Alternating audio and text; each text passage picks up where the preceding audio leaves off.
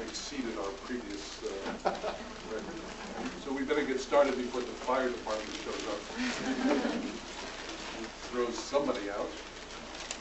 Anyhow, it's really a great pleasure to welcome Michael Delli Carpini to speak here, a friend and co-conspirator, various past, present, and future conspiracies.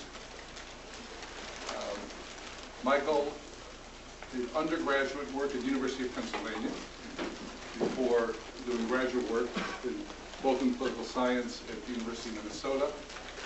He then later taught, including for quite a while at Barnard in Columbia in political science, and then moved to direct the public policy program at the Pew Trust? Charitable Trust. Pew Charitable Trust. And then in 2003 became the dean of the Annenberg School of Communication at the University of Pennsylvania, a school many of you have heard of. Some have spent a long time at it. These are schools that have long been friendly siblings. I've often been asked what the relationship is, and they've said, we're joined in the pocketbook. But we're really joined by, in many other ways, joint projects, all kinds of mutual interests, all kinds of collaboration, and that makes it particularly pleasant to welcome Michael to speak to us here. Michael's work for a long time has dealt with the political dimension of media and society, civic engagement, the relationship between media and citizenship, the relationship between entertainment and news, and lately work on public deliberation in the project together. Thank you, Larry. Thanks, Larry and Peter, for having me here. It's great to be here, both because of the quality of the school and a chance to talk about some of my work, which I don't get to do very much in my dean role, but also because of the long-standing relationship between the two schools that Larry alluded to. So I'm going to jump right into the talk. I probably have more than I can do in 40 or so minutes, 45 minutes, so that we can have question and answer and conversation at the end of this. Basically, what I'm going to be talking about is work out of a book that I recently published with Larry Jacobs and Faye Cook on political deliberation, public deliberation in the United States. And the motivations for this talk are both normative and theoretical and empirical. The normative and theoretical is that, as many of you know, well, actually, let me give you an idea of what I'll be talking about. I'll be talking about the basic notion of political talk, democratic deliberation, and deliberative democracy. I want to make a distinction between those two things. I'm going to be talking out of the data that we have about what political talk in contemporary United States looks like. The basic take-home from this talk is that there has been a lot of theoretical, normative work done on public deliberation. There have been some case studies and experimental studies more recently that try to tease out what public deliberation might look like. But there has been surprisingly little that says, well, how much do people actually talk about politics and in what settings?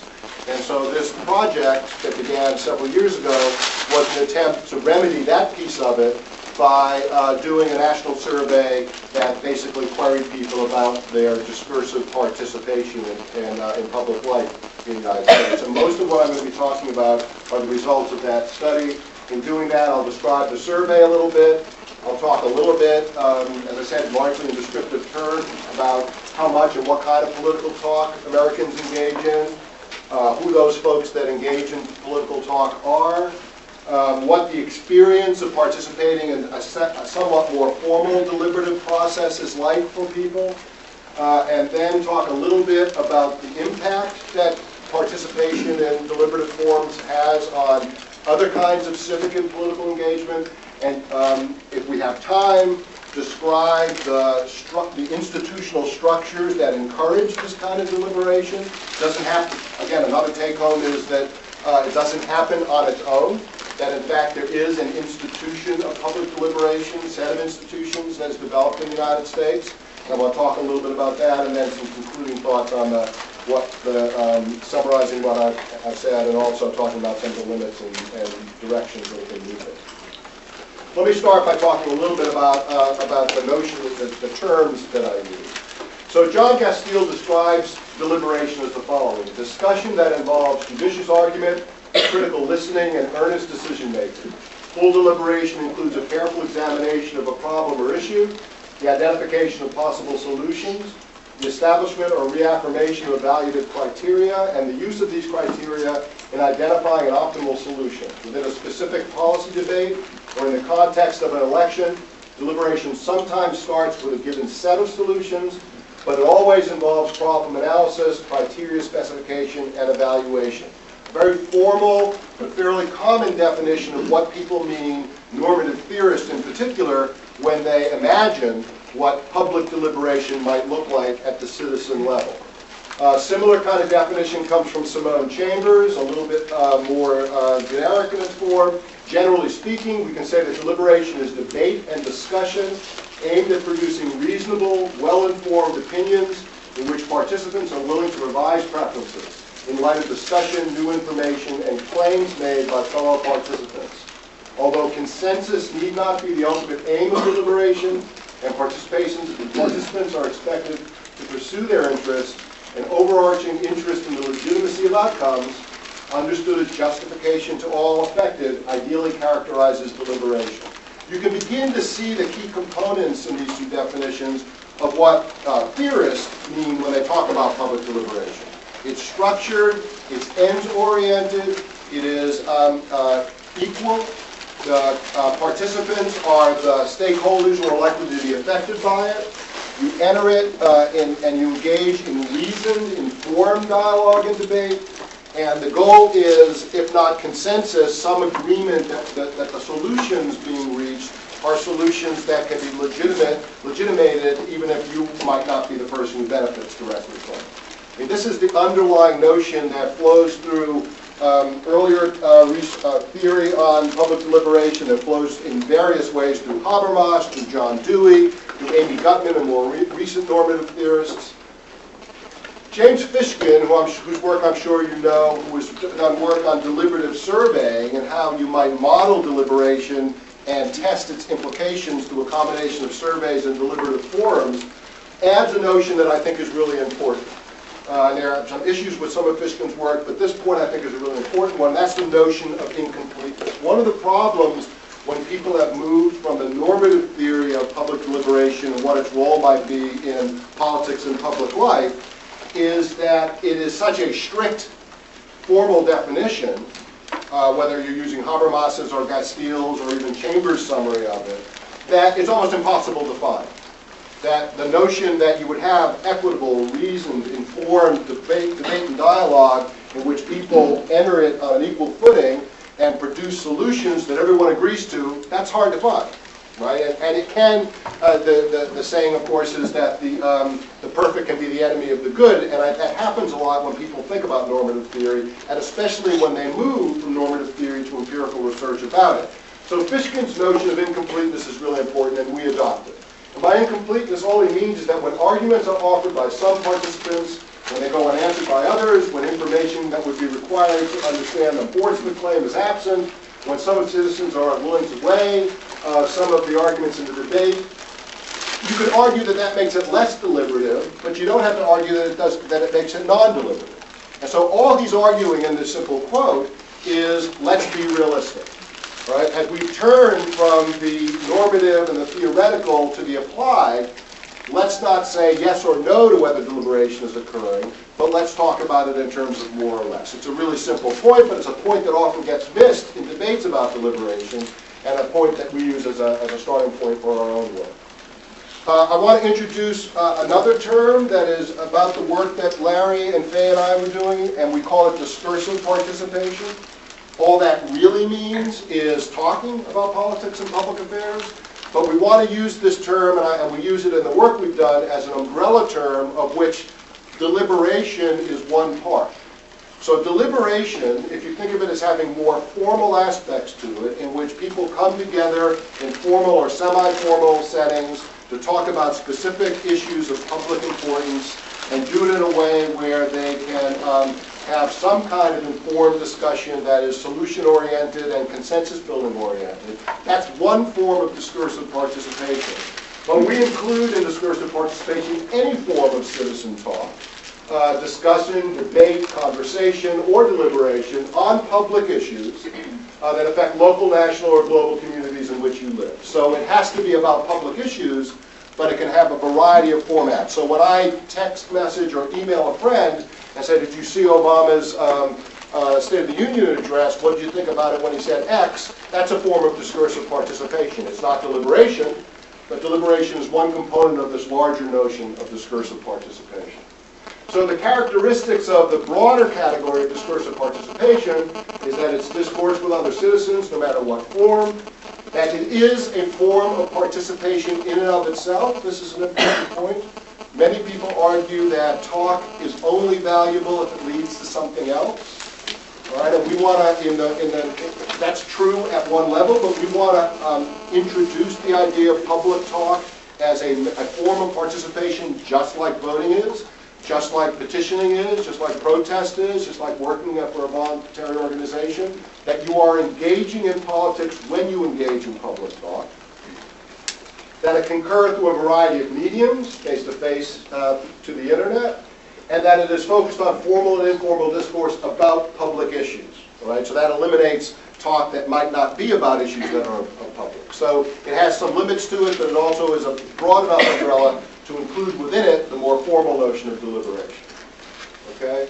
Now, why do people care about deliberation or discursive participation more generally? Well, if you go through the literature and the theory of public deliberation and political talk more broadly, there are a number of claims made about the value that is brought by people, citizens, talking about public issues in formal or informal ways. The assumptions of this literature and this theory is that citizens who do so will become more engaged and active in civic affairs in other ways, that they will become more tolerant of opposing points of view, that they will be more understanding of their own preferences, this is the John Stuart Mill logic, and be able to justify those preferences with better arguments, that they will be more able to set aside their adversarial win-lose approach and understand that their fate is linked with the fate of others, that they will have greater faith in the democratic process, that is, it legitimizes it, that they will become empowered and feel that their government is truly of the people, that they will develop more considered opinions informed by relevant reason and evidence, that they will increase their community's larger social capital, and that they will increase their sense of legitimacy of the constitutional order. Right? That's a lot to lay on public talking, right? But if you read the literature, if you read everything from early theorists in the 19th century on deliberation, all the way up to the work of Amy Gutman, while there's nuances in it, that's the list of why people think deliberation could be a valuable component of any uprising democracy. So Mendelberg summarizes this, I won't go through this, but basically is bringing those factors into play with another kind of idealized version of what deliberation might mean. Now, not everybody who's argued from a theoretical or normative perspective agrees with this, and so I want to make it clear that there is a debate in the normative literature as well as in the empirical literature about any of those claims can be held up. And I'm going to turn to some work by Standers, who does a good job, I think, summarizing, who's a theorist and an empiricist, but largely a theorist of these topics, who argues we've got to be careful when we think about the potential benefits of public deliberation. So the arguments against it are that it's too infrequent and uncommon to deserve much attention. People just don't do it very much. Formal deliberation in particular, but even political talk more broadly. That it's little more than another enclave of gated democracy. By this she means that public deliberation is done by the usual suspects, that the only people who are really going to be involved in serious deliberation are people who already have the resources and advantages of other forms of participation, so it adds to the bias rather than takes away from it. That it's little more than just talk, that is idle chat that's cut off from actual decision making, so great, people get together and talk about what they like, what they think about public issues, but if it's disconnected from formal apparatus of power and authority, What difference does it make? That most citizens lack the skills and or opportunities to deliberate effectively, and thus that it can backfire, that is, have exactly the opposite effects that you want, lead to greater division, lead to those already in power being able to manipulate the results of the deliberation. And thus, in summary, what Sanders and others taking this point of view argue is that it is impractical at best as a useful aspect of democracy and can be misleading or dangerous at worst. So there is a debate within both in the theory and the growing research on deliberation about the potential and real benefits of deliberation. Okay, I'm not going to go through this table very closely, but basically what we're saying here is that if you think about these dimensions of access, voice, the type of discourse, its effect on cohesion, and on politics, there are these 2 points of views, each argued fairly coherently about why you might think deliberation can bring real benefits to democratic practice and why you need to worry about it, at least in the real world of how politics operates in contemporary United States, if not elsewhere. Okay, so what did we do? We said there is a growing empirical literature on this topic, I should say, that most of the recent past has been theoretical arguments and suggestions and circumstantial evidence about deliberation. But more recently, there's been a move towards trying to test this out in the real world. And most of that research that exists is work that is either case study driven, so looking at specific efforts to have deliberative forums and doing ethnographic and sometimes quasi-experimental studies to see whether people talk very much, how they talk, do they use reasoned arguments, and what the short-term, at least, effects of that might be, both in policy outcomes, but also for the purposes that we're interested in terms of civic outcomes. Does it make the citizens more like the kind of normative citizen that I described a moment ago? There are also more formal experiments. I'm thinking here of some of the work that Fishkin has done with deliberative polls, or at Annenberg and Penn, the work that Joe Capella and Vince Price have done on online forums that are set up to have a deliberative quality to them, and what are the short and longer term impacts of those for the citizens themselves. But what was missing, at least 5 years ago when we started this project, or 6 years ago, was any sense of what actually is happening on the ground. There were occasional questions on surveys, occasional efforts to tease out of existing survey questions how much political talk there is. National election surveys will sometimes ask how often you've talked about politics with someone, but not any real systematic effort to understand on the ground as a starting point how much and what kinds of political talk actually take place in contemporary United States among average citizens, and more specifically, what kinds of deliberative experiences, if any, people have, and what those experiences are like. So we had the very simple goal of saying, let's fill that gap. And so in order to try to do that, we, in 2002 and 2003, commissioned with some funds that we got from the Pew Charitable Trust, where I used to work and have just left, a national survey. And the national survey had the following qualities to it. It was a national random digit dial telephone survey conducted by the Center for Research and Analysis at the Rotary Center in Storrs, Connecticut, University of Connecticut. Was conducted from February to March of 2003. That's important for the limits of this study, because remember that period was the post 9/11 period. We were in Afghanistan, and most of this period included the build-up and very beginnings of the second war against Iraq. And so there was a lot going on that arguably affected the amount of talk that was going on at the time. The main survey was had 1,001 respondents, 18 or older. But what we did in addition, and this survey included all the usual demographic and political and attitudinal variables, plus a whole battery of questions about more aimed at discursive participation and various forms of political talk. But then what we did is we did an oversample of another 500 respondents who told us that they had attended in the last year a forum to discuss a public issue. All right, so what that produced in the end was the ability to have a national representative sample of about 1,500, weighted with the combination of these two. But then also a national representative sample of people who had attended a public forum in the last year that had an N of 756, which is a pretty good size for the kinds of things that we wanted to do. And we don't know of a survey that was like this. We were nervous about doing it because, as you'll see, one of the things we did was, if they had, I'll give you the formal question later in the talk, but if they, at one point fairly early in the survey, we said, so in the last year, have you attended any kind of a formal or informal meeting to discuss a public issue of local, national, or international concern? And we gave a few examples of the kinds of things we had in mind. And if they said yes, they moved into this 756-person sample, and we asked about 35 or 40 questions about the last such meeting they attended. Okay, so we have a lot of detailed self-reports. It's important to realize these are self-reports, and so they have limits as a result of that, as to what the experience was of that last deliberative forum that they attended. And that's what I'm going to be talking about in addition to some other information in the descriptive part of the findings of this.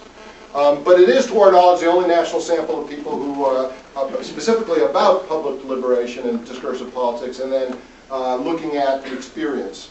Now, I should say that one of the things that made us nervous was, so we asked people, have you attended a meeting? There's obviously a response bias where people would say, oh, sure, I've done that. You know, I'm a good citizen.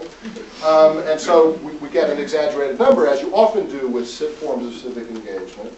But the reason why we're relatively confident of the findings is that as soon as they said yes, the level of detail that we asked about the last meeting they attended was such that it would have been really hard for people to stick with it in any kind of a consistent way had they simply been lying in the answer to the first question. You would have got a lot of don't knows, people would have said they don't remember, they would have dropped out of the survey. We didn't find that. That of the 756 people, or slightly more than that, who said yes, 95% of them completed the rest of the individualized survey on the last meeting they attended. So we think we're getting at something real, but that's circumstantial evidence for that. Okay, so let me describe, and this is going to be at some level pure description, but I think it's important description if you keep in mind the qualities that people argue are important for deliberation, and the arguments against it as well. And if you also keep in mind Fishkin's notion of incompleteness, that we're not looking for perfect deliberation, but we want to kind of objectively, to the extent you can, map what kind of deliberation looks like it's actually happening. So let me just start off by talking about discursive participation more generally. So in this survey, we had several measures of discursive participation. Did you participate in face-to-face deliberation, internet deliberation, a chat room, or some other formally set up forum? A traditional talker, that just means to fall into that category, all that meant was you said that at least a few times a month you talk to somebody else by phone or face-to-face about a public issue. Internet talker, same thing, except you did it over the internet. Did you ever try to persuade someone on a stance you had on a particular issue? It's a fairly common survey question. And have you ever tried to persuade someone to vote? So these measures, not perfect by any stretch of the imagination, but a little more developed than most surveys, are our measures of discursive participation. Then we had a number of measures of other kinds of participation that we can compare and contrast that to. So just at the first cut, what did we find? So we found in the national survey that 25% of the American public said that in the last year they had attended a meeting an informal or formal meeting to discuss a public issue of local, national, or international concern. A pretty high number, not perfect, certainly not an argument that we have a deliberative democracy, but certainly arguments that there is democratic deliberation of some kind going on in the United States. Similarly, we found that about 4% said that they had that kind of a more formal, structured, participated in that kind of formal, structured deliberation online. Remember, this is 2002, 2003. I suspect that number has gone up quite a bit since then. We found that 68%, nearly 7 in 10, said that they, at least a few times a month, talk about public issues to people that they know, face-to-face or via phone. Another 24% or 24% said that they do a similar kind of thing in 2002 and 2003 via the internet. That 47% said that in the last year they had tried to persuade someone about their own stance on a public issue. and about 31% said that they tried to persuade someone to vote for a candidate that they believed was the right candidate to vote for. So these are the general, I think, fairly reliable and valid numbers, as much as surveys can provide reliable and valid numbers, of the extent of this kind of discursive participation in the early 2000s in the United States. Another way of looking at that is that we had 6 different measures, so we simply added them together and said how many acts, discursive acts at a minimum, have people engaged in. This is the distribution. About 19% said that last year they had done none of those things. So 1 in 5 citizens said, I've had no experience in talking about public issues. That's good or bad, depending on your own views of what these numbers should look like. Another 24%, 1 in 4, did one of them. And as you can see, the number of people who have done multiple of them drops off relatively quickly. Just another way of looking at the range or amount of public talk, at least, that happens in the United States. One last way of looking at this general first cut at the data is looking at these various forms of discursive participation and the percentages of each, comparing it to other forms of participation that political scientists at least study a lot. So voting. Now, self-reported voting is notoriously over-reported, so don't take these numbers too seriously. Think of them as relative. But reported voting in 2000 or 2002 looks pretty similar to the report of amount of talking that people do, doing some kind of community service, working informally with others to solve a local problem, boycotting a measure of have you ever not bought a product because of a social or political issue underlying the company or the product, sign a petition, and so on. You can see these kind of traditional or semi-traditional forms of participation and discursive participation relative to that. The basic point we're trying to make here is that there's a range of ways people can participate, and that range extends to discursive participation, some more costly than others. But if we care about participation and study at least in part, because there are various levels, that discursive participation certainly fits within that model. I won't go into this table too much, but the point I want to make here is that, remember, one of the issues is, well, discursive participation is a gated community. All right, so that the idea that when people deliberate, it's the usual suspects. The basic conclusion to be drawn from this is that's basically true. That the biases you find for voting or boycotting or petitioning or working in your community, being a member of an organization, you find similar biases in the act of discursive participation, though, and I don't want to make this point too strongly, but though the evidence seems to be that it's not nearly as biased as you would think, and that it looks at least as good and in some cases a little better than other forms of participation. So the extreme version of the concern that this is really going to be only something that well-heeled elites do does not seem to hold up, even though there are clearly socio-demographic and other kinds of biases in this. And I'll return to that a little bit. This is a continuation of that chart to see some of those similar kinds of biases, which I can return to if you want to talk about that more. But here's another way of looking at that. So we did a simple OLS regression to look at the predictors of how many acts of discursive participation, that scale I showed you from 0 to 6. What do you find? When you just look at demographics and political characteristics, you find the usual biases against minorities doing this, the biases in favor of being educated, biases in favor of income. Those hold up, as is the case with other forms of participation when you add a series of other political variables like interest and knowledge and so on, and some of them more strongly than others. This looks, without going into too much detail, kind of like what it would look like if the dependent variable was involvement in local civic organizations, or if the dependent variable was political participation like voting, working on a campaign, but no worse than that. Okay? So here's the main thing that I want to talk a little bit about, and I'm going to run through this relatively quickly. We then, as I said, for that 756 people who engaged in a public forum, we asked a lot of questions about what that experience was like, with an eye towards those normative concerns and hopes that I had started off with.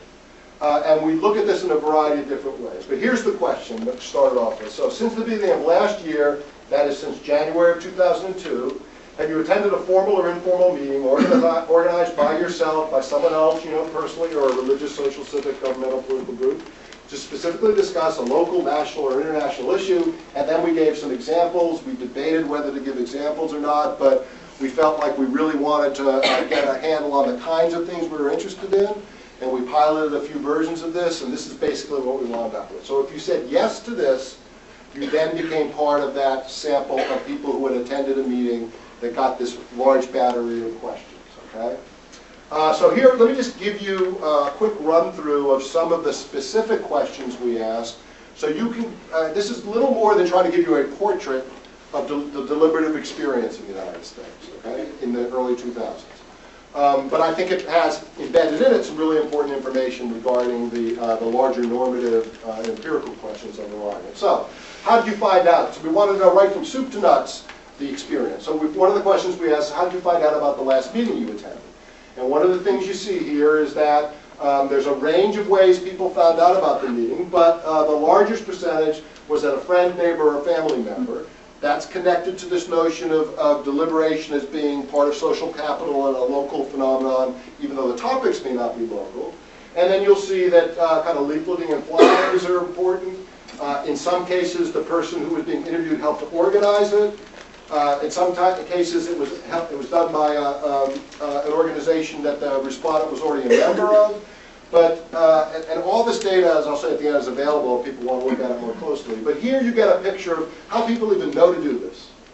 Okay? And then we asked, at the last meeting you attended, was it sponsored by organized by a religious, social, civic, governmental, or political group? 73% said yes. Okay? So these are not informal meetings that happen spontaneous, and I'm going to return to that, I hope, at the end of the talk. But one of the things you take away from this is that this is not a naturally occurring phenomenon, not surprisingly, but importantly, but is a phenomenon that has an institutional underpinning to it. And when we ask, well, what kind of organization organized it, what you find is that the largest two groups are a church or religious group, or civic or community organization or association. And then you also have, within that, say, actually, as larger and larger, government official or agency. So these are meetings that are organized by religious groups, by civic associations, and by the government that people have attended. Okay? Still thinking about the last meeting you participated in, was it organized by someone you know personally? And half of them almost, the contact that got them to the meeting was because either they were involved in organizing it or somebody they personally knew organized it, again tying it to this notion of local social capital that takes place. Okay, so when we ask, well, who helped organize it, what you find is that only about 7% of them were themselves, but many of them were friends, co-workers, someone that they knew in a government or political group, and so on. So you see that the connection is personal, but it's institutional as well, which is one of the points we want to be making here, is that this notion of a deliberative democracy, or moments of democratic deliberation, come from some a melding of the personal and the institutional. Okay? Now, we also, for the people who did not attend, and we regret not having asked this for everybody, but we wanted to know why 75% of the larger random sample did not attend one of these meetings. And so we asked them, one of the things we asked them is, were you ever asked to attend? And of those 75% that didn't attend, 84% of them said, I was never asked. All right, so that one of the things, again, known through the literature on volunteering is that, and tied to this institutional notion of deliberation, is that if you want people to attend these meetings, one of the things you got to do is ask them to attend these meetings. And again, a very basic point, something that's known about political organizing more generally, but a large number of the people who never attend, that was the case. Now, for that 15% that was asked and said no, we asked them why they said no. And what you find is that about a quarter of them said, I just wasn't interested in the topic. Then there were people who had scheduling conflicts, had to work, had to take care of family members. These may largely be excuses. I don't want to put too much weight into this, but you can see that in the percentage of people who were asked, small percentage, who were asked and then said, I'm not going. The reasons that they gave were reasons that had to do with either topic didn't interest them or personal life circumstance. Now, for those who did participate, we asked them, well, why did you participate? And we asked a series of questions of the kinds of things that are often found in the literature as to why people might participate in these types of meetings. And we asked them on a scale of from 0 to 10, was this an important reason why you attended or not at all important reason? So this is not the best way to present this, but I'm just going to present you the means for the sake of time. And here's the kind of things we asked about. Did you participate because you believed that it was an issue that affected other people in your community? It's the kind of outward social looking aspect that normative theorists argue is important about deliberation. It got a rating of 8.2 on a 10-point scale, basically meaning people thought said that this was a really important reason why they attended. They had a sense of civic duty, 7.7. Personal interest, it affected me or my family. High, but not as high, I want to point out, as the more public-oriented reasons. And then you have the kind of, I just did it for the social aspects of it. Sounded interesting, chance to meet other people, or I was simply personally asked, and you find those reasons matter to people, but they don't matter as much as the public-oriented aspect, at least in their self-reports. I want to keep mentioning that. The strength of this is that it's generalizable with a larger population. The weakness, as with any self-reported survey, is that you're dependent on people telling you why they did things, as opposed to having some more independent notion of that. Okay, so what did people talk about when they went to these meetings? Again, remember this was 2002 and 2003. What you found is that in this, and these are really broad categories, which I can break down more, about a quarter of them was local issues. School board issues, school issues more generally, local development issues, things that had to do with the local community. Almost another quarter, though, and remember the timing of this, was attended meetings that had to do with the wars in Afghanistan or the developing war against Iraq, issues of terrorism, Middle East more generally, so they were large national and international issues. About 18% had to do with children's issues, welfare and local issues, issues of after-school programs for children, so connected to local issues, but not necessarily purely local. Social policy issues like health care, Medicare, Medicaid, things like that, about 14%. A broad category of other issues, which you can break down further if you want to look at the data, of 10%. And then you have social welfare and economic policy and economic development being relatively small. But again, a portrait of the kinds of issues that range across from very local to international issues that 25% of the American public said that they had attended at least one meeting of this kind over the last year. Good or not good, I'll leave that to you to determine. We really did want to paint a picture of these experiences, so we have some data on where the meeting took place.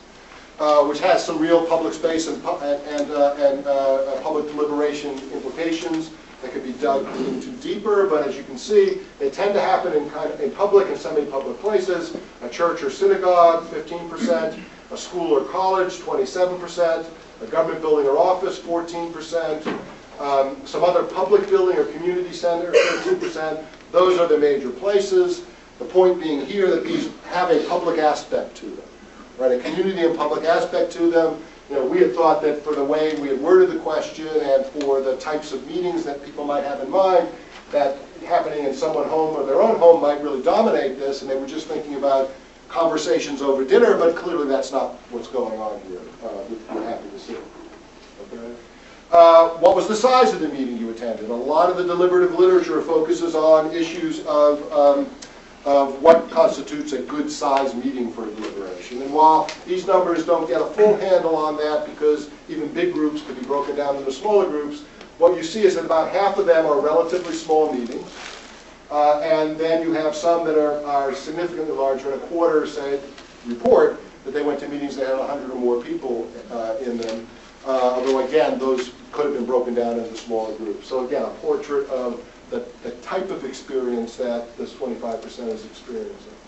We also, and this really moves far afield of what I'm really comfortable doing with surveys, but we asked them to rate the diversity of the experience. Because one of the issues with deliberative democracy and democratic deliberation is, okay, who do you bring around the table? And is it a really diverse group of people that represent diverse interests, or is it people with a single-mindedness to them? And diversity obviously depends on in the eye of the beholder, but we ask the people to report how diverse the last meeting was that they attended. Again, on a 0 to 10-point scale, 10 being very diverse, 0 being not diverse at all. And what you see is that they tend to be in the mid-ground. And people are saying they're the last meeting they attended was moderately diverse on race, on income, on age, on gender, and on points of view expressed. Right, somewhere in the middle. And again, if we had more time, it's more interesting to look at these numbers broken down by percentages in each of the categories. What they tend to look like is leaning slightly towards the more diverse side. Although, as you can tell, the average winds up being in the middle, that there are more individuals that are on the top end, but not dramatically so. Okay, so that if the goal here is to have truly diverse meetings of this kind, they're only modestly being reached is the conclusion we draw. And then we ask, because these kinds of meetings are intended to be social capital community meetings, how many people did you know at the meeting? Did you go to a meeting of strangers? Did you go to a meeting of people that you knew? And what you'll see is that, in general, people attended these meetings at the local level with people that they knew. And so over a quarter said they knew everybody that was at the meeting, another quarter said they knew most of them, and another 20% over that said they knew some of them. Very few went to meetings where it wasn't part of the community that they were part of, but where they knew people. So it has this kind of social capital element to it that's often talked about. One of the big issues in deliberative democracy and deliberative forums is about the issue of how you run a meeting. Okay, and we were trying to get at meetings that had a formal aspect to them, so we wanted to know, okay, well, were these meetings facilitated, or is this people come together around in a room and sort of shooting the bull in a less formalized kind of way? 81% of the meetings that people reported they attended, the last meeting they attended, there was a formal facilitator, one of the key components to normative theory about what a deliberative meeting should look like. We then asked, well, what role did that facilitator play?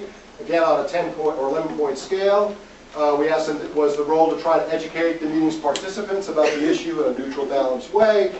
It received a fairly high rating. Make sure everyone's opinion was heard, a high rating. Attempting to convince people of a particular point of view, much lower, though still higher than you would hope if this is meant to be a traditional deliberative forum. Helping the group come to agreement on an issue, there was above the midpoint, but not as high as some normative theorists would hope. And try to convince people to do something, again, above the mean. And again, it would be more interesting to look at the distribution of these. So again, we're not making a judgment here that these discursive forums are the ideal type, but they have elements of what normative theorists argue should be contained in these kinds of meetings. We also asked, was there anyone else at the last meeting you attended whose role was to serve as a neutral expert? So where there's people there to speak as experts, and a much smaller number of them besides the facilitator, but a substantial percentage said yes. And were there people that were actually there to serve as advocates for different points of view? And again, about a third, a little over a third of the meetings had those kinds of formal structures built into it. So bottom line again is that most of these meetings are facilitated by someone who's trying to be neutral. A minority, but a plurality or a substantial minority also have experts to educate and inform. And about a third have people who specifically are taking stands and advocating as formal part of the process. Okay? Were you giving reading materials? Another aspect of normative theory that says, you got to inform these people. You don't want to have these discussions taking place as tabula rasas. You want to get people informed about what's going on so that they can have a more reasoned discussion. About 2/3 of the meetings people attended said, yeah, we did get material in order to inform ourselves about the issue under discussion. Most of that material that they got, they received before the meeting. Some of it they got during the meeting. And they found that, this is an interesting and important piece of this, they found that about 60% of them said that the material we got was neutral or balanced at least, which is what sort of traditional deliberative theory suggests. But about a little over a third said, no, it was really biased. We were getting information that was biased from one point of view, which is a different kind of forum, but is not within the realm of what is normally considered appropriate for the traditional deliberative notions. Okay? Okay, I want to go through some of this. So this is a little bit of what the purpose was. People's self-reports, again, of what they thought the goal of the meeting was as it was organized. To teach people about an issue in a neutral way, 7.5 on an 11-point scale. It goes up to 10. Allow people to air differences, 7.8. Allow people to come to agreement, 7.3. Give people an opportunity to decide on an action to take. All on the upper end of the scale on the kinds of goals that deliberative theorists argue are the appropriate goals for these kind of forums. Okay? And then the question is, how often did you personally participate, right? Deliberative forums are about talk. And so we wanted to know, did these people that we were looking at, did they talk at these meetings? All right? Because you can still get value out of attending, but if you're part of the deliberation, and as you can see, this one I did break down for you, and as you can see, it's kind of distributed. So this didn't talk at all. This is talked a real lot. Midpoint is 5. You find that people, the majority of the sample, there's a 12% that say I didn't talk at all, and then you get a majority that said they talked at least sometime. All right, so they were participating. Not all of them. Again, important point to keep in mind here, but a good number of them. They were not only attending these meetings, but they were participating in the meetings. They had even more of a sense that while they were not participating as much, that in general, there was a lot of talk going on. This was not being lectured to types of meetings, but if you go to the midpoint and above, you see that for most of these folks, what they were describing, if we can trust their description, is a meeting in which there was a fair amount of talk going on by a large number of people who were attending the meeting. These are not lectures that we're talking about. Okay? I'll flow through this quickly. We have some questions, which if any of you want to look at the survey more closely, are about how people felt during the meetings. We asked, was there anything that happened at the meeting that was designed to specifically come up with solutions? And about half the meetings were solution-oriented. Okay? Deliberative forums don't have to be solution-oriented, but I found it interesting that half of them were. We then asked, well, the decision that was reached by the group, did you agree with it? Because this is also supposed to be on consensus building. And 93% said, yeah, I agreed with the outcome that we had at the meeting. And they said that they also felt that whether they agreed with it or not, 94% of them said that the majority of the group, the decision that was reached did represent the majority opinion in the group itself. Okay? And so last two things in this kind of descriptive piece, we asked them, well, this was, remember, all these questions were about the last meeting they had attended, but we wanted to get a sense how often people did this. It was just a one-shot deal. And 29% of them said that they had attended at least 2 meetings in the last year. Another 32% had attended up to 5, reported that they had. Another 37% said they had been to 6 or more meetings like this.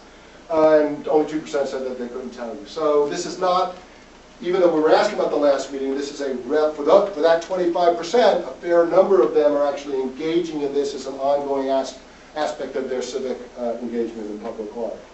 And then finally, we asked, would you be likely to attend another meeting of the kind that you just attended? And almost 60% said absolutely, and very few people said that they wouldn't consider doing it again. So the experience did not turn them off to the possibility of doing this, at least in their self-reports. Okay.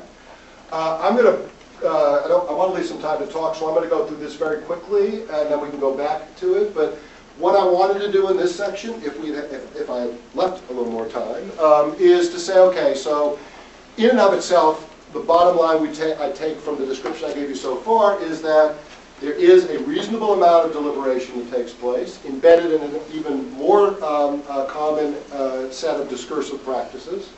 I would say that the experience that people describe in those deliberative forums has a lot of the rudimentary elements of what we think of as deliberative participation from the normative literature, though it clearly does not track perfectly with that, but it has elements of it too.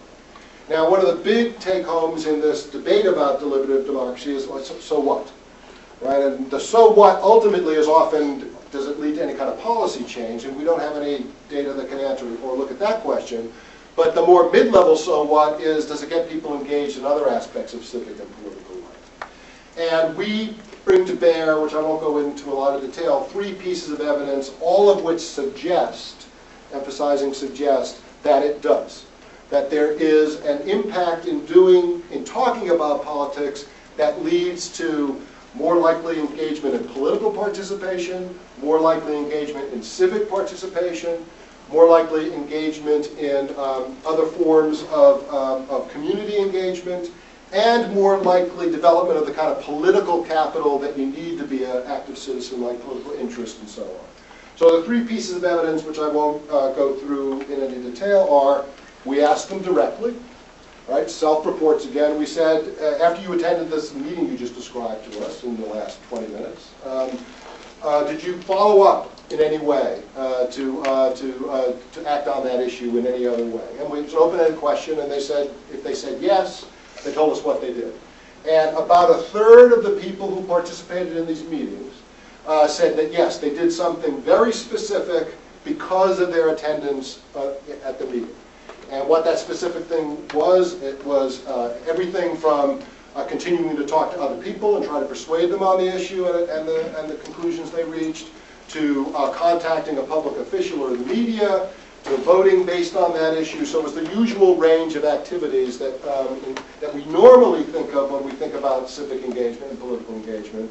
And so self-reported, if you attend one of these meetings, about a third of those that attend said, and I did something afterwards. Again, we don't make comment on is that a lot or a little, but that's what we found. The second thing we did is we had a number of measures of civic and political engagement, and we had asked people, have you done any of these things in a year?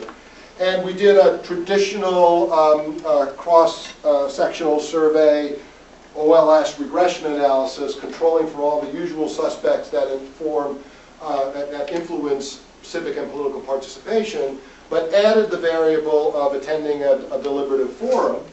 So we used the whole survey for this, to see whether, when you controlled for everything else, was there an arguable impact still remaining of attending that meeting. And what we found was that it was.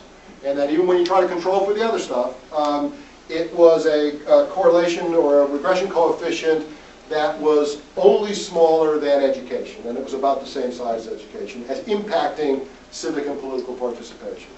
The third thing we did, which I'm most hesitant about, and I feel better about because it's in the context of the other things we did, is we tried to do a simultaneous equation modeling where you can parse out the directional effects. Because remember, if I say I vote in a cross-sectional survey, and I also say I attended a meeting, with the OLS regression I can show there's a relationship, but how do you know whether the fact that I'm an active citizen led me to go to the meeting, or did the meeting lead me to become a more active citizen? That's a hard, almost impossible thing to tease out. You can try to tease it out with SEM regression. In order to do that, you've got to have an instrumental variable that you can argue plausibly is correlated with the independent variable but not the dependent variable. I won't go into all the details of that. We had such a variable that I think is reasonable but not great, and we ran that analysis. And that analysis showed that when you tried to do that and parse out the effects of being already politically involved on attending a meeting, so that you can now say, we have the effects of attending the meeting on your other forms of participation, the relationship we're interested in, the size of the coefficients actually get larger than they did in the OLS equation, which gives us a little more confidence that, in fact, the deliberative experience is driving at least some of the decision to get engaged in other ways. And I can go into more detail on that if you'd like. So I'm going to stop there. If you're interested, I can talk a little bit about the institutional underpinnings of this, but at least to leave some time, because I know a lot of folks have to leave at 1. I'll stop there and happily talk about either what I've talked about now or the parts that I hadn't had a chance to talk about. So thank you.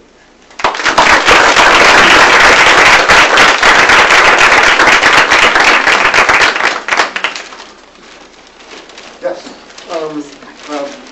Faculty here, Professor Stephen O'Leary. When you were reviewing the literature at the beginning, you talked about the critics of public deliberation and the counter-argument. And I don't know, maybe this is more of a comment than a question, but I wonder if those people who are critical of it, if they're complaining that it's too elitist, what about the alternatives? I mean, yeah, I mean, I think in fairness, I mean, obviously, as you can tell from the reason we got involved in this, we didn't buy those arguments. But in fairness to those arguments, I'll give you 2 reasons that go beyond it just just won't work. The one, and Sanders I think is particularly good on this, is her fears are that, that it can actually exacerbate the biases that already exist. That if you bring together people with the veneer of legitimizing decisions through democratic participation, and the real effects of that are to manipulate, that you have done even more damage than the usual biases in the system. So that's one argument. The other, and this is more of the Hibbings-Thies-Morse argument, is people don't want to do this. You know, that it's great to talk about this, but it's asking way too much. It's the Oscar Wilde argument, right? It's the, you know, the problem with socialism is that there are too many meetings on Saturday night. The idea that people, this is not what people want out of their democracy. They want leaders that they can elect that then go off and do the work. So it's both a kind of, if you really care about democracy, you should listen to what people want, and they don't want this. And even if they wanted this, we're so incapable of even approaching it that we'll do more damage than good. Those are really the 2 points that they try to make. Yeah. Thanks for the talk, Michael. I have a question because it seems there's some terminological slippage that occurs between public talk and political talk. What makes talk public if it's not created with the notion of a public in mind or a public argument? And I think particularly of that when you describe the kind of talk that occurs if you just have an email conversation or a cell phone conversation. That doesn't seem to me to be public talk, yeah, although it might clearly be political talk. Yeah, and you know, and we struggle with this. And in fact, if you do look at the book, we are even inconsistent, I will argue, as I look back over it. So here's our thinking, and then you can agree with it or not, is that we came up with this idea, which is not much more than political talk, of discursive participation, because we wanted to argue that in a democratic society, that the conversation you and I have on the phone or by the internet, if it's about public issues, has some democratic value to it. It's not public in the sense of taking a stand in public or listening to the views of the collective, so it lacks that element of it. But it's still, I mean, the easiest way to think about it is I think the democratic practice would be diminished if you and I and other people did not have that conversation, even if it's not public. So we use the broadest term, discursive participation. We use public in 2 ways. One is it's about public issues, and or it's done in public. But then, if you don't like that, because that is pretty broad, you can parse it. So you can even parse it further than we did. So if you really think public discourse should be in a public setting, you can estimate that using this data set by saying, I'm only going to include people who attended a public meeting, who said they talked themselves, and who talked about a public issue in a facilitated meeting. You know, really use the stricter standards.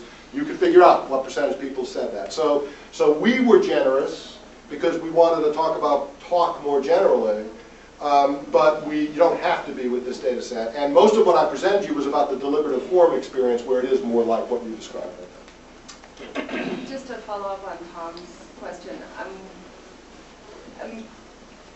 could you think about, or could you comment on what questions you might ask differently now, 7 years after this, especially in terms of the public and in terms of the way in which the last 7 years has seen such a kind of drastic retraction of public services, public goods, public spaces, and that a lot of politics, in turn, have been kind of exercised, or deliberation has been exercised through private goods, private services, and that kind of thing. So I'm just wondering, would you ask questions differently, or what assumptions, you know? Yeah, I mean, I can't say that I know how we would do them differently. I can tell you that going through this experience, anybody who's actually done a survey from soup to nuts knows that it's a complicated process. We have to take a lot of things out of it, and it's really interesting when you actually listen to people answering the questions, as we did on the telephone. You get a richer sense of when you're getting real things and when you're not.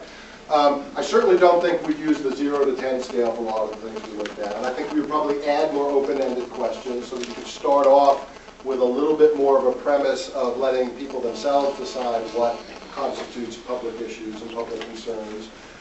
We'd obviously today have a lot more on the internet and social networking and so on. The big question, the one that we asked that defines you as having participated in a forum, I mean, we really, even as we did it, we were worried that we were defining it in such a way that it would eliminate things that people may be doing that could equally constitute that. But I don't have a good answer for how to, I mean, I get from your question that you may have some ideas on that.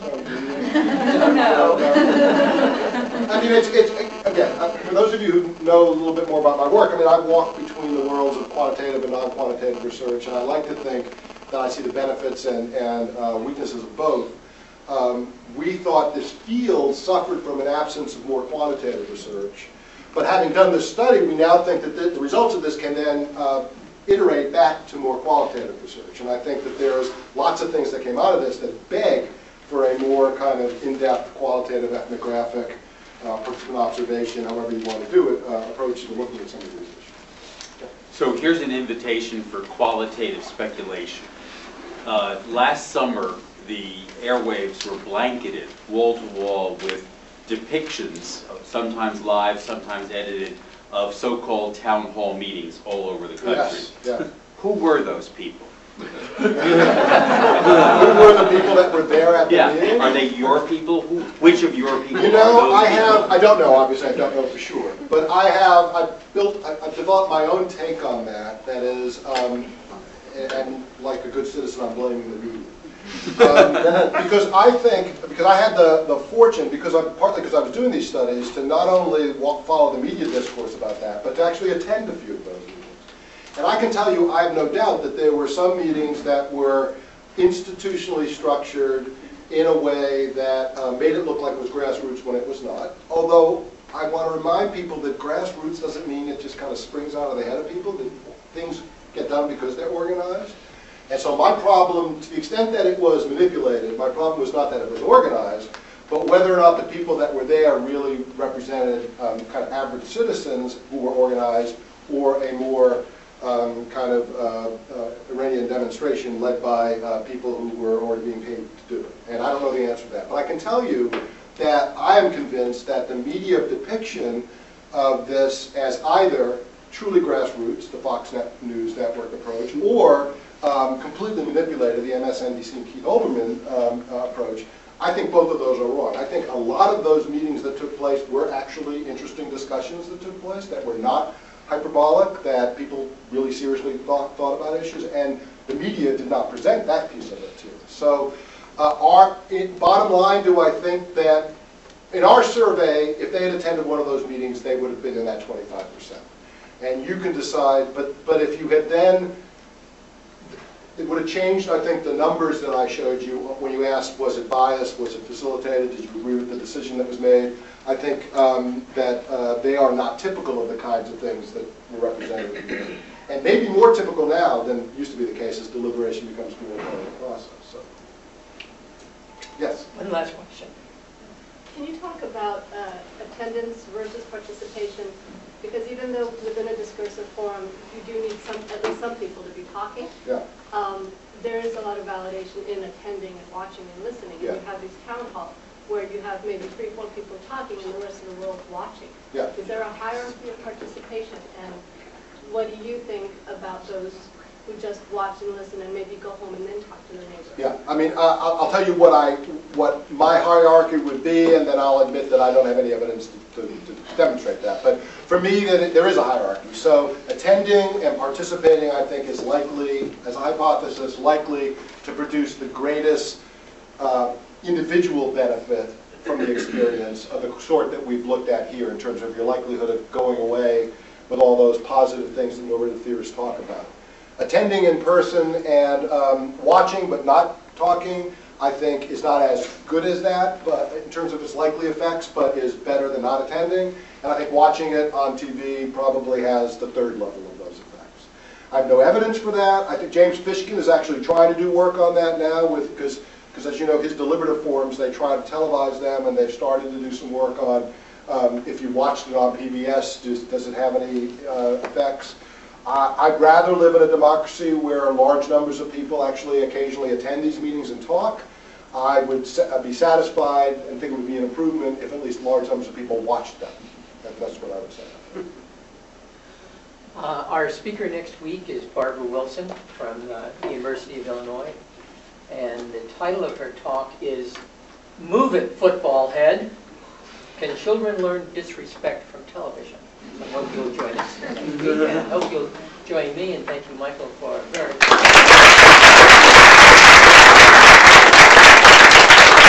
This agenda is now available. Just email me if you have any reason you want to look at the marginals, look at the survey, or use the survey. We haven't yet emailed it. We haven't set up a site yet for it, so...